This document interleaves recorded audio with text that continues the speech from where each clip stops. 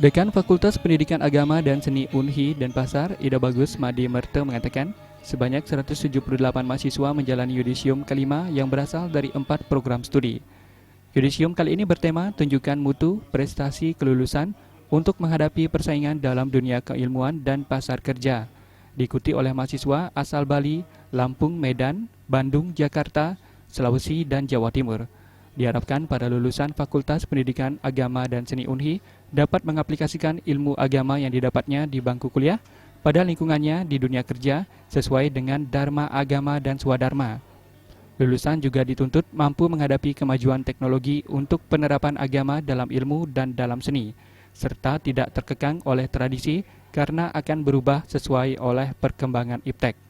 Fakultas Pendidikan Agama mereka alatnya adalah kitab suci. Jadi bagaimana mereka dengan dharma negaranya, dengan swadharma agama, mereka menerapkan ilmu yang mereka sampaikan di daerah-daerah. Sehingga daerah-daerah bisa mengapresiasi, mereka bisa menghargai bahwa perjuangan kita belum selesai. Jadi kita dari Universitas Indonesia, khususnya Fakultas Pendidikan Agama dan Seni, itu akan menerapkan agama dalam ilmu dan agama dalam seni. Mahasiswa asal Lampung, Komang Triwahyu mengatakan sangat bangga kuliah di Universitas Hindu Indonesia.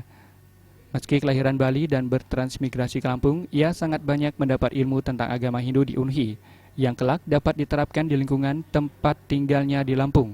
Bisa mentransfer ilmu yang saya dapat di sini nantinya di Lampung. Nanti ya modelnya seperti mengabdi, apa gimana mengabdi aja ya.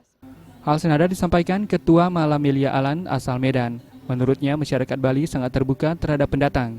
Dengan berkuliah di Unhi, sebagai orang Hindu yang berada di luar Bali dapat mengerti akan tata cara Hindu di Bali, sehingga dapat diadopsi untuk diterapkan di kampung halamannya seperti dalam hal bebantenan.